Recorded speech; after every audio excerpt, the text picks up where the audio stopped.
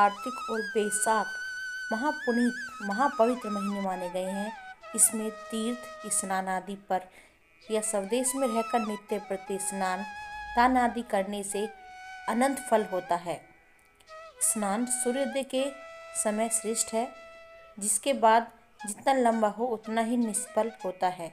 स्नान के लिए काशी, प्रयाग आदि तीर्थ उत्तम माने जाते हैं। वह न जान सके तो जहाँ भी स्नान करे और वहीं स्मरण करे।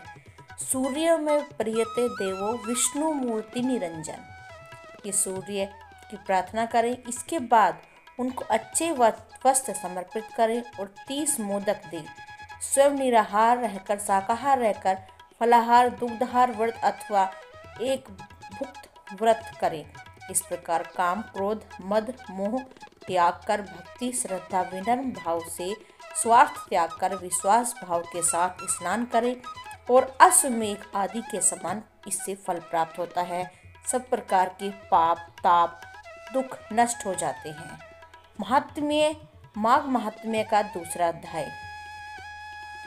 कल पहला अध्याय पढ़ा था, आज हम दूसरा अध्याय पढ़ेंगे। माघ मास में राजा के ऐसे वचन सुनकर तपस्वी कहने लगे कि राजन, भगवान सूर्य बहुत शीघ्र उदय होने वाले हैं, इसलिए यह समय हमारे लिए स्नान का कथा का नहीं है। सो आप स्नान करके अपने घर को जाओ और अपने गुरु श्री वशिष्ठ जी से इस महात्म्य को सुनो।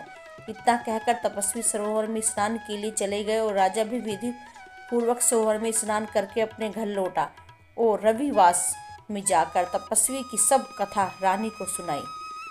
माघ मास तब सूत जी कहने लगे कि महाराज, राजा ने अपने गुरु वशिष्ठ जी से क्या प्रश्न किया, उन्होंने क्या उत्तर दिया, सो कहिए। व्यास जी कहने लगे कि हे सूत जी, राजा दिलीप ने रात्रि को सुख से सोकर प्रातः समय ही अपने गुरु वशिष्ठ के पास जाकर उनके चरणों को छूकर प्रणाम करके नम्रता से पूछा कि गुरु जी, आपने आचार, नीति, राज्य, धर्म और चारों वर्णों का, चारों आश्रमों का क्रियाओं, दान और उनके व्रत विधान, यज्ञ और उनकी विधि, उन प्रतिष्ठा तथा भगवान विष्णु की आराध्य बतलाइए। परंतु अब मैं आपसे माघ मास के स्नान के महात्म्य को सुनना चाहता हूँ, सो आप बताइए। हे तपोधन, नियम पूर्वक इसकी विधि सुनिए।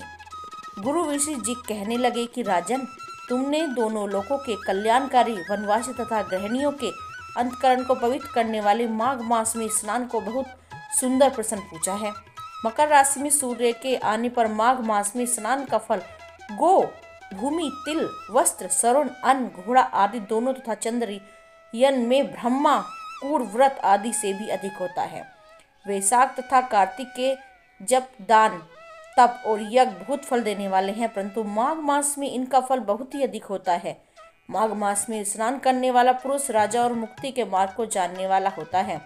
दिव्य दृष्टि वाला महात्माओं ने कहा है कि मनुष्य माघ मास में सकाम भगवान के निमित्त नियम रूप से माघ मास में स्नान करता है, यह अत्यंत फल देने वाला होता है।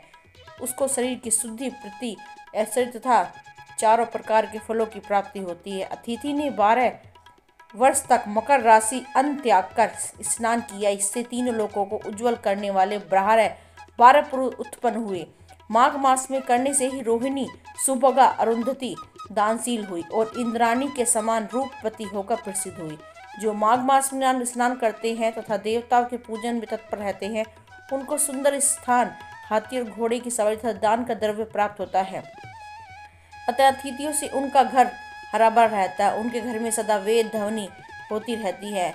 वह मनुष्य धन और माघ मास में स्नान करते हैं, वे दान देते हैं तथा व्रत नियमों का पालन करते हैं और दूसरे पुण्यों को छीन होने से मनुष्य वह स्वर्ग में वापस आ जाता है। परंतु जो मनुष्य माघ मास में स्नान करता है, वह कभी स्वर्ग से वापस नहीं आता। इससे बढ़कर कोई और नियम, तप, दान, पवित्र और पाप नाशक नहीं है। भृगु जी, मणि पर्वत पर विद्याधरों को यह सुनाया था। तब राजा ने कहा, हे ब्राह्मण, भृगु ऋषि ने कब मणि पर्वत पर विद्याधरों को उपदेश दिया था, सो बतलाइए मुझे एक बार।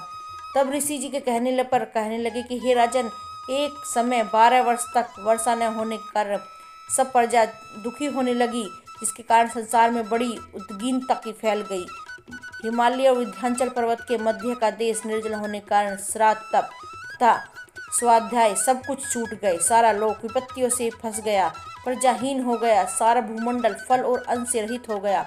तब विंध्याचल से नीचे बहती हुई नदी के सुंदर वक्षों से अपने आश्रम से निकलकर श्री भृगु ऋषि ने अपने ऋषियों सहित हिमालय पर्वत पर गए। इस पर्वत की चोटी नीली और नीचे का हिस्सा सुनहरी होने से माघ मास महात्म्य सारा पर्वत पीताम्बरधारी सी भगवान के सदृश लगता था। पर्वत के बीच का भाग नीला और बीचों बीच में कहीं कहीं सफेद स्फटिक होने से तारों से युक्त आकाश जैसी शोभा की प्राप्त होती थी। रात्रि के समय वह पर्वत दीपकों की तरह चमकता हुआ दिव्य औषधियों की पूरित किसी महल की शोभा को प्राप्त होता था। यह पर्वत शिखाओं पर बांसुरी बजाता और सुंदर गीत गाती हुई किन्नरियों तथा केलों के पत्तों की पताकाओं से अत्यंत शोभायमान प्राप्त होता था। यह पर्वत नीला पन्ना पुखराज और उसकी चोटी से निकलती हुई रंग बिरंगी किरणों से इंद्रधनुष के समान प्रतीत होता था।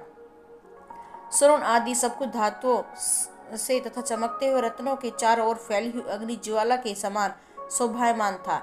इसकी केदारों में काम पीड़ित विद्याधरी अपने पतियों के साथ आकर रमण करती थी और गुफाओं में ऐसे ऋषि मुनि थे जिन्होंने संसार में सब कलेशों से को जीत लिया था। रात दिन ब्रह्मा का ध्यान करते थे। कई एक हाथ में रुद्राक्ष की माला लिए हुए शिव की आराधना में लगे हुए। पर्वत के नीचे भागों में जंगली हाथी अपने बच्चों के साथ खेल रहे थे तथा कस्तूरी वाले रंग बिरंगे मुर्गों के झुंड इधर उधर भाग रहे थे। यह पर्वत सदा राजहंस तथा मोरों से भरा रहता था, इसी कारण इसको हेमकुंड कहते हैं। यहाँ पर सदैव ही सदैव देवता हुकांक और अप्सरा निवास करते हैं।